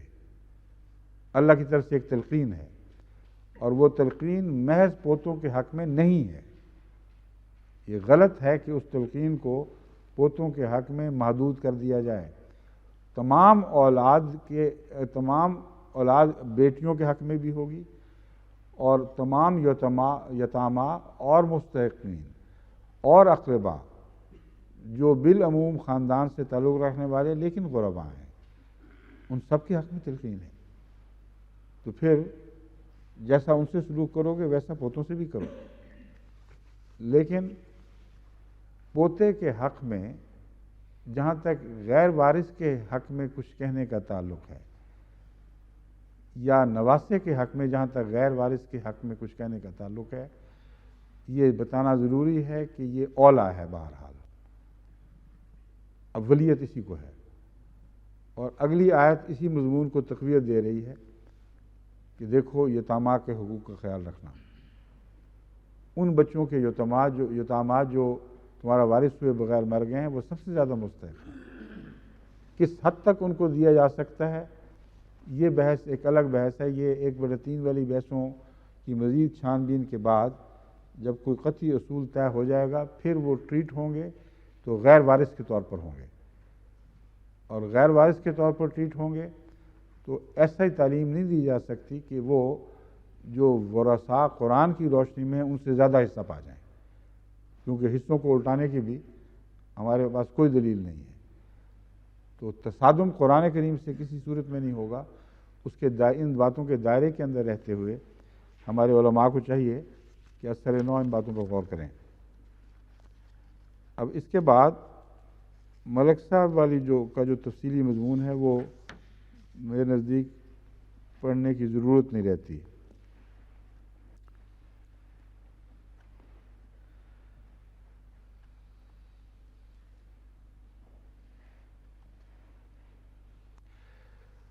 جو دلائل دیے ہیں وہ وہی بنا رہی ہیں بات جو در حقیقت حضرت مولوی راجگی صاحب کے مضمون میں بھی آ گئی، میں بھی بیان کر چکا ہوں۔ یعنی دلائل دیتے وقت بڑے تقویٰ کے ساتھ کہتے ہیں، مثلا ایک حدیث پیش کر کے فرماتے ہیں جس کی بنا پر جو متفق علیہ حدیث ہے، قریبی اسبا ہے یا اسبا ہے، اسبا، قریبی اسبا یعنی بیٹے کی موجودگی میں دور کا اسبا یعنی پوتا محروم ہوگا۔ دیکھ لیا آپ نے، بالکل یعنی نتیجہ بالکل صحیح نکالا، لیکن آخر پر اپنے رحم کے نتیجے میں رستہ وہ نکالا دوسرا کہ ہر دادا پر فرض ہے کہ وہ اس پوتے کے حق میں وصیت کرے جس پوتے کو قرآن کریم لازماً حصے دار اور وارث قرار نہیں دیتا۔ یہ دو باتوں میں تضاد نہیں ہے، یعنی نتیجہ نکالتے وقت بالکل صحیح نکالتے ہیں، کیونکہ آخر ایک بہت بلند پایا متقی بزرگ تھے، مگر وہ تاثر جو ہے نا، اس دور کا تاثر، لوگوں کی باتیں، یہ ڈر کہ قرآن کریم پر یہ اعتراض نہ ہو کہ وہ پوتوں کو چھوڑ دیا گیا، اور اسی قسم کے معاشرتی دباؤ جو نیک نیت تھی اور نرمی پر مبنی تھے۔ ملک صاحب کا دل بڑا نرم تھا، تو اس وجہ سے انہوں نے اپنے آپ کو ایک اور رستے سے دخل دینے کی اجازت دے دی۔ وہ وہی جس کو بعض دوسروں نے اٹھایا کتبہ کہہ کے فرض قرار دے دیا، اور فرض بھی ایسا کہ اگر نہیں کرتا تو قضا لازماً کروائے گی، تو وصیت کا کیا مطلب ہے؟ اگر لازم بھی کروانا ہے تو پھر حصہ مقرر ہو گیا۔ یہ ہے جی وصیت کا مضمون۔ اب حضرت ابراہیم علیہ السلام میں دیکھ رہا تھا، بعض باتیں دوسرے بھی کہنے والی ہیں۔ حضرت ابراہیم علیہ السلام کا ذکر کرتے ہوئے میں نے آپ سے وعدہ کیا تھا کہ حضرت ابراہیم کا اپنا تاثر کیا تھا جب آپ کو خوشخبری ملی ہے، اور ان کی بیوی کا تاثر کیا تھا جب ان کو یہ خوشخبری ملی ہے۔ حضرت ابراہیم علیہ السلام کا تاثر یوں بیان ہوا ہے، وَنَبِّئْهُمْ عَنْ أَعُوذُ بِاللَّهِ مِنَ الشَّيْطَانِ الرَّجِيمِ بسم اللہ وَنَبِّئْهُمْ عَنْ ضَيْفِ إِبْرَاهِيمَ إِذْ دَخَلُوا عَلَيْهِ فَقَالُوا سَلَامًا۔ ابراہیم کے مہمانوں کے متعلق بھی خبر دے ان کو، یعنی دنیا کو بتا دے کہ اصل واقعہ کیا ہوا تھا۔ اذ دخلوا علیہ فقالوا سلاما، وہ مہمان جب وہ ابراہیم کے گھر میں داخل ہوئے، علیہ سے مراد اس پر داخل ہوئے نہیں، مراد ہے آپ کے گھر میں داخل ہوئے یا آپ کے سامنے حاضر ہوئے۔ علی وجہ ہی کا مضمون بھی ہوتا ہے، اس لیے علی کا لفظ استعمال ہوا ہے کہ آپ کے سامنے حاضر ہوئے۔ قالوا سلاما، انہوں نے کہا سلام۔ قال انا منکم وجلون، انہوں نے فرمایا کہ جواب میں سلامن تو فرشتوں نے کہا ہے، یہ جو داخل ہونے والے تھے، تو کہا انا منکم وجلون، ہم تم سے کچھ ڈر رہے ہیں، اے آنے والو تم سے ہم کچھ خوف رکھتے ہیں۔ قالوا لا توجل، کوئی خوف نہ کرو۔ یہ جو خوف رکھتے ہیں کہ مضمون ہے، یہ معلوم ہوتا ہے حضرت ابراہیم علیہ السلام کو پہلے سے یہ اندازہ ہو گیا تھا کہ قوم کی بد کرداری کی وجہ سے اس کی سزا کا فیصلہ ہو رہا ہے، یا حضرت لوط کے حالات سے آپ واقف تھے اور یہ ڈر تھا کہ کچھ ہونے والا ہے، تو سلام کے جواب میں کہتے ہیں ہمیں آنا تو خوش آمدید، لیکن کچھ ڈرتا ہوں کہ کوئی بات ہے اس کے پیچھے، کوئی تکلیف دہ بات ہے۔ تو انہوں نے فرمایا کہ تمہیں کیا اس تکلیف دہ بات سے؟ لا توجل انا نبشرک بغلام علیم، بالکل نہ ڈر، ہم تجھے ایک بہت بڑے عالم بیٹے کی خوشخبری دے رہے ہیں۔ اس کے جواب میں فرماتے ہیں قال ابشرتمونی علی ان مسنی الکبر فبما تبشرون، کیا تم مجھے خوشخبری دیتے ہو ایسی صورت میں کہ مجھے بڑھاپے نے آ لیا ہے، مسنی میں چھو گیا ہے بڑھاپا، مطلب یہ نہیں کہ بالکل ابھی شروع ہوا ہے، مسنی الکبر کا مطلب ہے بڑھاپے نے آ لیا ہے۔ اردو میں یہاں مسل عذاب وغیرہ کا جو محاورہ قرآن کریم میں ہے انہی معنوں میں ہے، گویا میرے جسم میں داخل ہو گیا، مجھے چھو گیا ہے۔ فبما تبشرون، تو تم مجھے کس بنا پر، فبما کا ایک ترجمہ ہے کس بنا پر تم یہ خوشخبری دے رہے ہو۔ قالوا بشرناک بالحق فلا تکن من القانتین، انہوں نے کہا ہم تجھے حق کے ساتھ بشارت دے رہے ہیں، فلا تکن من القانتین، پس نا امیدوں میں سے نہ ہو جو مایوس ہو جایا کرتے ہیں۔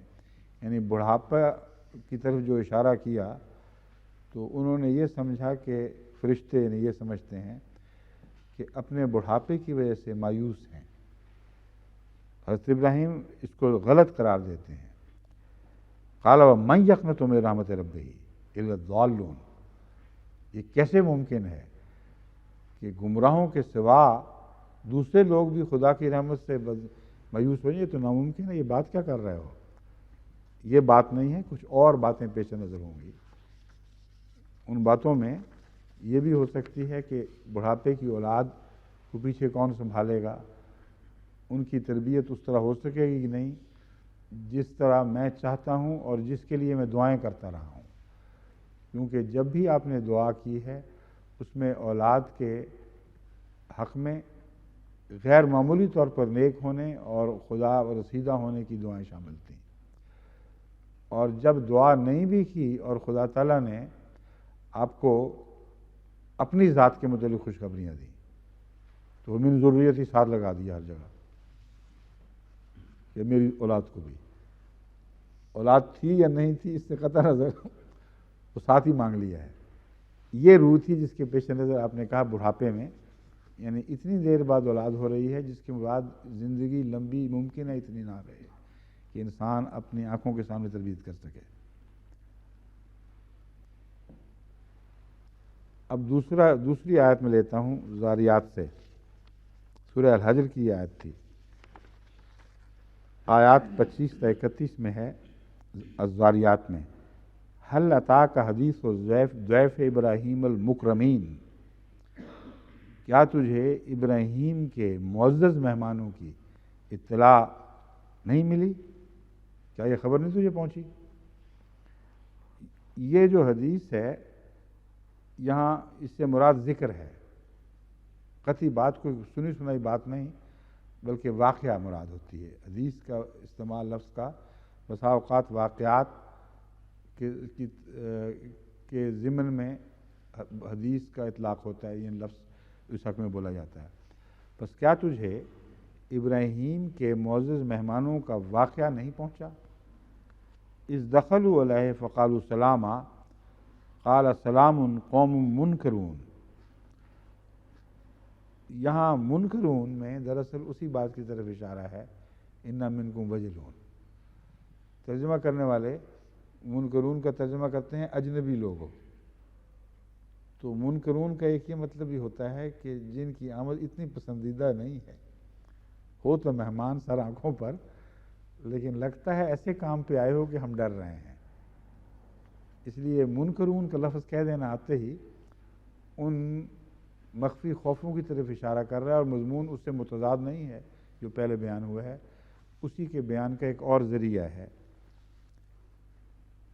قال سلام، یہاں ایک بات زائد یہ بیان فرما گئی قال سلام، جو پہلے میں نہیں ہے، اس لیے بعید نہیں کہ یہ ایک موقع پر ایک دفعہ یہ خوشخبری ملی ہو تو یہ واقعہ ہوا ہو، ایک اور موقع پر جب خوشخبری ملی ہو تو وہ واقعہ ہوا ہو، اور بعض دفعہ ایک خوشخبری بار بار ملتی ہے، مختلف صورتوں میں ملتی ہے۔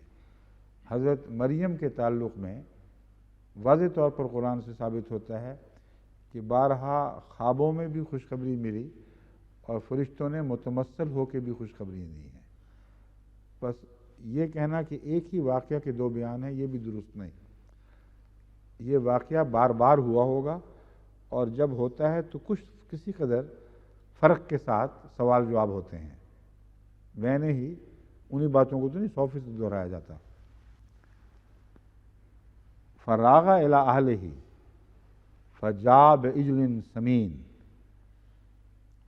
تو ان کو چھوڑ کر قوم منکرون کا ترجمہ اجنبی کرنا بھی اس لحاظ سے ضرور درست ہے کہ مراد یہ ہو سکتا ہے کہ تم جانے پہچانے لوگ نہیں ہو، اور اس پہلو سے یہ ترجمہ کرنا زیادہ قرین قیاس معلوم ہوتا ہے۔ اگر وجلون کے ساتھ ایک ہی واقعہ کو ملایا جائے تو پھر یہ مطلب بنے گا جو میں پہلے بیان کر چکا ہوں۔ اب دوسری تشریح کی روح سے میں بتا رہا ہوں کہ یہ واقعہ ایک سے زائد بار ہو سکتا ہے۔ اس دفعہ جو یہ واقعہ ہوا اس کی تفصیل یہ ہے کہ حضرت ابراہیم علیہ السلام علاقے کے لوگوں کو جانتے تھے، اور جانتے تھے کہ خدا تعالیٰ بعض دفعہ دوسرے لوگوں کے ذریعے بھی باتیں پہنچاتا ہے۔ ان کا آنا، ان کی طرز، ان کے چہروں کا نور ظاہر کر رہا تھا کہ یہ کوئی عام آدمی نہیں ہے۔ تبھی فرمایا المکرمین، کہ بہت معزز دکھائی دینے والے لوگ تھے، اور ان کو منکر کہنا ان معنوں میں زیادہ قرین قیاس لگتا ہے کہ واقعہ وہ پہلا وجلون والا نہ ہو، دوسرا واقعہ ہو، اور منکر ان معنوں میں کہ یہ اجنبی لوگ ہیں، کبھی دیکھے نہیں گئے اس علاقے میں، ہیں معزز مگر باہر کے ہیں۔ اس کے اگر یہ درست ہے تو پھر بین ہی اس کے مطابق اگلی آیت اس کی تشریح کرے، اس کے ساتھ مطابقت رکھتی ہے۔ فراغ الی اہلہ فجاء بعجل سمین، ان سے یہ پوچھا ہی نہیں کہ بھوکے بھی ہو کہ نہیں، کھانا کھانا ہے یا کھا چکے ہو، جیسے کہ آج کل ہمارے ہاں عموماً پوچھ لیتے ہیں مہمانوں سے۔ پہلے حاضر کرو، یہ اعلیٰ اخلاق ہیں، ابراہیمی سنت یہ ہے، اور اس جھگڑے میں نہ پڑو کہ کھانا کھایا ہوا ہے کہ نہیں کھایا ہوا، کیونکہ جب یہ پوچھا جاتا ہے تو کئی دفعہ میں نے دیکھا ہمارے گھروں میں بھی ہو جاتا ہے واقعہ، میں ان کو روک دیا کرتا ہوں، کیونکہ اگلے کو ابتلا میں ڈالنے والی بات ہے۔ بعض لوگ کھانے کے وقت آتے ہیں اور شرم محسوس کرتے ہیں اور چاہتے ہیں کہ بات ختم کریں اور گھر جائیں۔ اگر ان سے پوچھ لو کھانا کھایا کہ نہیں کھایا، تو کئی بیچارے اخلاق اور سچائی کے درمیان فیصلہ نہیں کر سکتے، پھر وہ اخلاق پر سچائی کو قربان کر دیتے ہیں، کہتے ہیں کھایا ہوا ہے، اور کئی بیچارے پھنس جاتے ہیں کہ نہیں کھایا، لیکن ساتھ یہ کہتے ہیں کھایا تو نہیں مگر کوئی بھوک بھی نہیں ہے۔ تو اس قسم کی مصیبت میں ڈالنے کی ضرورت کیا ہے؟ کھانا ہو تو سامنے بلا لو اور کھانا کھائیں، اور اگر نہیں ہے تو کچھ پیش کرو، پہلے پوچھنے کی کوئی ضرورت نہیں کھایا کہ نہیں کھایا۔ ابراہیم علیہ السلام کی یہ سنت تھی۔ راغ الی اہلہ فجاء بعجل سمین، اب اپنے اہل کی طرف متوجہ ہو گئے اور موٹا پلا ہوا بچڑا ذبح کر کے لائے ہیں، پکا کے۔ اس عرصے میں کچھ وقت بھی لگا ہوگا، بہرحال ایک سیکنڈ میں تو نہیں وہ ذبح ہوا اور وہ ہوا، وہ اس وقت تک انتظار کر رہے ہیں۔ فقربہ الیہم قال الا تاکلون، ان کو پیش کیا کہ کھاؤ گے نہیں؟ حیران ہو گئے ہیں، کیونکہ اول تو اکثر مہمان آتے ہیں تو رستے میں کوئی ہوٹل کوئی تو نہیں، ڈرائیور ہوٹل تو نہیں ہوا کرتے تھے اس زمانے میں کہ وہاں سے کھا کے آ گئے ہوں گے۔ وہ عموماً یہی خیال ہوتا ہے کہ بھوکے ہوں گے، سفر کر کے آئے ہیں، لیکن اتنا عرصہ کہ ایک بچڑے کو پکڑا ہے، اس کو ذبح کیا ہے، اس کو بھونا ہے، اس قابل ہوا ہے کہ پیش کیا جائے، اس میں تو کھانا کتنا بھی کھایا ہوا ہو دوبارہ بھوک لگ جاتی ہے۔ اور اس کی خوشبو جو اٹھتی ہے اس نے تو کھائے ہوئے بھی صبر نہیں ہوتا پھر. تو اسی لیے تعجب سے پوچھا ہے الا تاکلون فاوجس منہم خیفہ. اب یہاں بھی خیفہ کا ذکر آ گیا ہے، خوف محسوس کیا. پہلے واقعہ میں وہ ساری بات نہیں دہرائی گئی، اس لیے یہ امکان تو بہرحال رہتا ہے نا کہ دونوں ایک ہی واقعہ ہوں. اس امکان کو اگر سمجھا جائے تو پھر یہ شکل بنے گی کہ وجلون جو پہلے فرمایا تھا وہ ایک واقعہ گزرنے کے بعد ان سے بعض آثار ظاہر ہوئے ہیں، تب وجلون کہا ہے. اور جیسا کہ میں نے کہا خوشخبریاں بعض دفعہ ایک سے زائد مرتبہ آتی ہیں، تو اس وقت کی خوشخبریاں جو ہیں وہ الگ حالات سے تعلق رکھتی ہیں، ان میں الگ باتیں ہوتی ہیں. وہاں اس قسم کی تفصیل کو نہیں دہرایا گیا. اس کے باوجود میں سمجھتا ہوں کہ یہ دو الگ الگ واقعات ہیں. پہلے واقعہ میں صرف حضرت ابراہیم کا ذکر ہے اور آپ کا جواب ہے اور بات وہاں ختم ہو گئی ہے. اس واقعہ میں ابراہیم کو خوشخبری نہیں دی گئی، عورت ان کی بیگم کو خوشخبری دی گئی ہے. قالوا لا تخف فبشروه، ان حضرت ابراہیم کو تو خوشخبری دی گئی ہے مگر اس رنگ میں کہ بیگم کے سنتے میں خبر دی گئی ہے، اور وہ اس کو سننے کے بعد اپنی طرف اس خوشخبری کو منسوب کرتے ہوئے بیچ میں دخل دیتی ہیں. پھر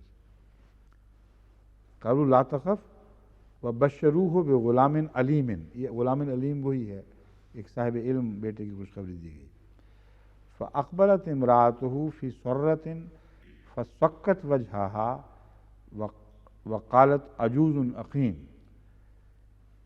عورتیں بعض دفعہ اپنے چہرے پر تھپڑ مار لیتی ہیں تعجب کے اظہار کے طور پر، ہیں واہ واہ یہ کیا بات ہو گئی. اور یہ جو عورتوں کا رجحان ہے یہ قدیم سے چلا آ رہا ہے، اس لیے کچھ اس میں مشکل کوئی نہیں ترجمہ کرنے میں. اس لیے ترجمہ کرنے والے خود شرم محسوس کرتے ہیں، وہ کہہ دیتے ہیں کہ اس طرح مارا ہے اس نے. حضرت مسلم موعود نے بھی ترجمہ کرتے ہوئے غالباً یہی دقت محسوس کی ہے. فرماتے ہیں اتنے میں اس کی بیوی آ گئی جس کے چہرے پر شرم کے آثار تھے، اور بس اس نے زور سے اپنے ہاتھ چہرے پر مارے اور بولی میں تو ایک بانجھ بڑھیا ہوں. فی سرۃ، اقبلت امرأتہ فی سرۃ، سرہ کا معنی شرم ہے. یہ شرم کے آثار چہرے پر جو تھے یہ اس لیے کھولا گیا میرے نزدیک کہ ہاتھ مارنا چہرے پر حضرت مسلم موعود کو عجیب لگا، خصوصاً اتنے بڑے نبی کی بیوی کے متعلق یہ ترجمہ کریں گے اس نے دھپڑ مار لیا. تو کوئی وجہ پہلے بیان کر دی جائے جو اس واقعہ کا جواز بتا دے. تو آپ نے شرم کو اس واقعہ کا جواز بتایا ہے. سرہ کا لفظ دیکھیں اب. ہاں نوٹ میں لکھا ہوا ہے کہ سرہ کے معنی منہ کی سیاہی کے. کیا؟ منہ کی سیاہی کے. سیاہی کے. جی اس نوٹ میں لکھا ہوا نیچے. ہاں تو سیاہی ہوئی نا پھر. تو ہاں چہرے پہ سیاہی آ گئی تو شرم تو نہیں نا وہاں. سرہ کا تعلق شرم سے تو کوئی نہیں. میں یہ بتا رہا ہوں کہ جہاں ادب کے پہلو ہوں، ادب کے تعلقات ہوں، وہاں مترجمین احتیاط کر کے حتی المقدور اصل عربی کے الفاظ کو نرم کر کے دوسری زبان میں پیش کرتے ہیں، اس خوف سے کہ ہم جب ایسا ترجمہ کریں گے تو گویا ہم سے کوئی قسم کی کوئی وہ بے ادبی ظاہر نہ ہو جائے. اور پھر جو تشریح سمجھتے ہیں کیا واقعہ ہوا ہوگا، منہ چہرہ سیاہ پڑ گیا اگر کہہ دیا جائے تو بہت سخت ترجمہ ہے. چہرے پر ہلکا سا سایہ آ گیا کہہ دیا جائے تو نرم بھی ہے اور بات کے قریب بھی ہے. اور شرم کر دیا جائے کہ شرم سے بعض دفعہ چہرہ تمتما اٹھا مگر اس کو سیاہی سے ظاہر نہیں کیا جاتا، وہ سرخ ہو جایا کرتا ہے. مگر بہرحال حضرت مسلم موعود نے یہ فرمایا ہے کہ اس کی بیوی آ گئی جس کے چہرے پر شرم کے آثار تھے، پس اس نے زور سے ہاتھ چہرے پر مارا، کیونکہ یہ تو ترجمہ لازماً کرنا پڑے سکت وجہ، اور منہ پہ تھپڑ مارا ہے. اور کہا میں تو ایک بانجھ بڑھیا ہوں. میں کیسے ہو سکتی ہوں؟ یہاں جو تعجب ہے اس میں کچھ مایوسی کا پہلو ہے، حضرت ابراہیم کے معاملے میں وہ پہلو نہیں ہے. اس لیے حضرت ابراہیم کے جواب کے بعد فرشتے کچھ اور نہیں سمجھاتے، ان کو سمجھاتے ہیں، قالو کذالک قال ربک انہ حکیم هو الحکیم العلیم، کہ دیکھ اے بی بی ایسا ہی ہوگا، تو بڑھیا بھی ہے مسلم، تو بانج بھی ہے تسلیم، لیکن تیرے رب نے فرمایا ہے اس لیے ایسا ہی ہوگا۔ یہ ہے دوسرا واقعہ۔ تیسرا بھی وقت ہے، ابھی میرا خیال ہم ساتھ ہی پڑھ لیں گے اب۔ وَلَقَدْ جَاءَتْ رُسُلُنَا إِبْرَاهِيمَ بِالْبُشْرَىٰ قَالُوا سَلَامًا قَالَ سَلَامٌ فَمَا لَبِثَ أَن جَاءَ بِعِجْلٍ حَنِيذٍ۔ یہ اس دوسرے واقعہ سے بہت مشابہ ہے۔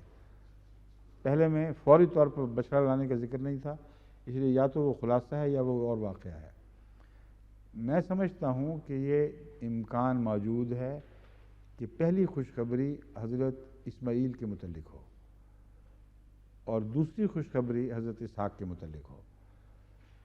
حضرت اسماعیل کے متعلق خوشخبری کا ذکر قرآن بائبل سے بھی ثابت ہے، اور وہاں بیوی نے وہ بات نہیں کی کیونکہ گھر کی مالکہ دوسری تھی، اور اسے یہ حق نہیں تھا کہ وہاں مالکہ بن کے وہ آنے والے مہمانوں سے گفت و شنید کرے یا مالکیت جتائے۔ تو یہ بعید نہیں ہے، میرے سر دست میرا یہی تاثر ہے، مزید تحقیق بھی اس پہ کریں گے کہ پہلا واقعہ اگر اور ہے تو پھر وہ حضرت اسماعیل کی خوشخبری کا ہوگا جو پہلے بیٹے تھے۔ پھر دوسری دفعہ جب ہوا ہے تو یہ بوڑھی تو تھیں اور ابھی تک ان کے بچہ کوئی نہیں تھا، اس لیے یہاں ان کا ذکر چلتا ہے۔ فَلَمَّا رَأَىٰ أَيْدِيَهُمْ لَا تَصِلُ إِلَيْهِ نَكِرَهُمْ وَأَوْجَسَ مِنْهُمْ خِيفَةً قَالُوا لَا تَخَفْ إِنَّا أُرْسِلْنَا إِلَىٰ قَوْمِ لوط۔ جب حضرت ابراہیم نے دیکھا کہ وہ عجل حنیذ آنے کے باوجود ان کے ہاتھ اس طرف اٹھ نہیں رہے، تو پھر وہ پریشان ہوئے ہیں اور خوف محسوس کیا ہے۔ قالوا لا تخف، انہوں نے کہا خوف نہ کر، ہم لوط کی قوم کی طرف بھیجے گئے ہیں، تیری طرف نہیں آئے۔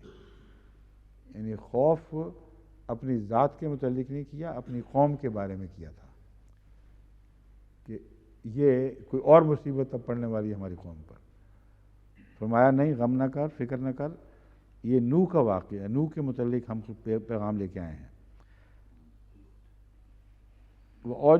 قالوا، اس پر فرمایا، قرآن کریم فرماتا ہے وَامْرَأَتُهُ قَائِمَةٌ فَضَحِكَتْ فَبَشَّرْنَاهَا بِإِسْحَاقَ۔ تب اس کی بیوی جو پاس کھڑی تھی وہ ہنسی ہے اس بات پر، اور ضحکہ کا ترجمہ گھبرا گئی یہ بھی کیا گیا ہے، حضرت مسلم عود نے گھبرا گئی کیا ہے۔ ضحکت کے 3 ترجمے ممکن ہیں، ایک ہے گھبرا گئی، ایک ہے ہنس پڑی، اور ایک ہے حیض جاری ہو گیا، اور یہ ترجمہ بھی اس موقع پر چسپاں ہو سکتا ہے۔ یعنی ایسی عجیب خبر تھی کہ بعض دفعہ بعض عورتوں کے بند حیض ایک اچانک حیرت انگیز خوف یا خوشی کی خبر سے دھکا لگنے کے نتیجے میں جاری ہو جاتے ہیں، اور بعضوں کے دودھ جاری ہو جاتے ہیں۔ بس عورت کے رحمی جو اعضاء اللہ تعالیٰ نے عطا فرمائے ہوئے ہیں بچے کی تعلق میں، وہ چھاتیاں ہوں یا رحم ہو، ان پر بہت بڑے واقعہ یا بہت بڑی اچانک خبر سے ضرور اثر پڑ جاتا ہے۔ تو یہ بھی ممکن ہے کہ وہی خبر اثر انداز ہو گئی ہو، اور اس سے ملتا جلتا مضمون حضرت مریم کے تعلق میں بھی بیان ہوا ہے کہ جب وہ فرشتہ خبرو آیا تو کوئی واقعہ گزرا ہے حضرت مریم کے اندر جس نے کچھ تبدیلیاں پیدا کر دی ہیں۔ تو یہاں پھر یہ مضمون، یہ دونوں چونکہ ملتے ہیں، اس لیے میرے نزدیک یہ دونوں حضرت اسحاق سے تعلق رکھنے والے ہیں، اور جہاں بیوی کا ذکر اور اس کے تعجب کا ذکر نہیں ہے وہ حضرت اسماعیل کا واقعہ ہے اور وہ پہلے گزر چکا ہے۔ وَامْرَأَتُهُ قَالَتْ يَا وَيْلَتَا أَأَلِدُ وَأَنَا عَجُوزٌ وَهَٰذَا بَالِي شَيْخًا إِنَّ هَٰذَا لَشَيْءٌ عَجِیب۔ اور اس پر حضرت ابراہیم کی نمائندگی میں بھی بول پڑی ہیں کہ مجھے خوشخبری دے رہے ہو، یا ویلتا، وائے وائے کیا ہو گیا، انا عجوز، میں بڑھیا، ہاذا بالی شیخا، یہ میرا بوڑھا خامن، ان ہاذا لشیء عجیب، یہ تو عجیب ہی بات ہے۔ قالوا اتعجبین من امر اللہ، انہوں نے کہا کیا تو اللہ کے حکم پر تعجب کر رہی ہے؟ رحمت اللہ وبرکاتہ علیکم اہل البیت، اے اہل بیت تم پر اللہ کی رحمت اور برکتیں ہوں، انہ حمید مجید، وہ بہت ہی قابل تعریف اور بہت ہی بزرگی والا ہے۔ وہ مجید کا جو لفظ ہے یہ حمید کے ساتھ اس لیے باندھا ہے کہ تیرا بچہ ہوگا لیکن جگ ہسائی کا کوئی معاملہ نہیں ہے، اللہ تعالیٰ ایسی پاک تبدیلیاں تیرے اندر پیدا کرے گا کہ گویا تو جوانی کی طرف واپس مڑ گئی ہے اور صحت کی حالت میں بچہ جنے گی۔ یہاں ایک اور مسئلہ بھی ضمناً ساتھ ہی حل ہو گیا، وہ ہے اہل البیت کا ترجمہ جو شیعہ کرتے ہیں وہ درست ہے یا جو ہم کرتے ہیں وہ درست ہے؟ وہ کہتے ہیں اہل بیت کا محاورہ بیویوں پر نہیں استعمال ہوتا، اولاد پر ہوتا ہے، اور یہاں بیوی کو مخاطب فرما کر اہل البیت کہا جا رہا ہے کہ اے اہل البیت تم پر رحمتیں اور برکتیں ہوں۔ تو قطعی طور پر ثابت ہوا کہ اہل بیت میں قرآن کریم خدا تعالیٰ کے نزدیک اور قرآن میں بیان ہوا ہے جو اس کے مطابق بیویاں شامل ہوتی ہیں، اہل بیت سے الگ نہیں ہوتی، اور اولاد بھی ہوتی ہے۔ انہ حمید مجید فلما ذہب عن ابراہیم الروع وجاءتہ البشریٰ یجادلنا فی قوم لوط ان ابراہیم الحلیم اواہ منیب۔ پھر جب یہ خوف گزر گیا ابراہیم کے دل سے، جو جن خوفوں میں مبتلا تھا، یہ کیسے لوگ ہیں، کھانا بھی نہیں کھا رہے، یہ دشمنی کی علامت بھی ہوا کرتی تھی، یہ فرشتے تھے تو اس لیے پھر متمثل ہونے کے باوجود نہیں کھا رہے کہ کوئی بڑی خبر بری لے کے آئے ہیں۔ تو لوط کا جب پتہ چلا کہ یہ خوشخبریاں ہیں مگر لوط کی قوم پر عذاب آنے والا ہے، تو اس بارے میں بحث چھیڑ دی اللہ تعالیٰ سے۔ اواہ منیب، بے حد ہمدرد اور بردبار تھے ابراہیم، بڑے نرم خو اور بے حد بنی نوع انسان سے ہمدردی کرنے والے۔ بس یہاں خدا سے جھگڑے سے مراد یہ نہیں کہ نعوذ باللہ کوئی گستاخی ہے، بلکہ حد سے زیادہ کی رحمت جو حضرت ابراہیم کی شخصیت کی شان تھی، وہ پھر یہ بحث کر دیتی ہے کہ اے خدا چھوڑ پرے، تو بخشنے والا ہے۔ یہ تھا ابراہیم علیہ السلام کا واقعہ، جس کے متعلق میں نے کہا تھا کہ 3 آیتیں ہیں الگ الگ، یہ میں آپ کے سامنے رکھوں گا۔ اس کی روشنی میں جب پہلی آیت کی طرف دوبارہ جائیں گے تو وہاں بشرناک بالحق ہے، بشرناک باسحاق نہیں ہے۔ اسحاق کا ذکر اگر ملتا ہے تو بیگم کے ذکر میں ملتا ہے، جہاں بھی ملتا ہے۔ حضرت ابراہیم کی خوشخبری جو پہلی ہے اس میں کوئی ایسا ذکر نہیں ملتا، نہ کھڑی ہوئی بیوی بولتی ہے، نہ وہ کوئی احتجاج کرتی ہے، اور رحمت سے مایوسی کا جو پہلا اظہار ہے وہ یہاں ہوا ہے، جو پہلے واقعہ میں ہے، جس سے پتہ چلتا ہے کہ دوسری دفعہ جب آئے ہیں تو حضرت ابراہیم نے سوال اٹھایا ہی نہیں ہے، کیونکہ وہ واقعہ ہو بھی چکا تھا۔ اس لیے جس بیوی کو ابھی بچہ ملنے والا تھا اسی نے سوال اٹھانا تھا، اور اسی نے اٹھایا ہوگا، اسی نے اٹھایا ہے۔ باقی پھر انشاءاللہ۔ السلام علیکم۔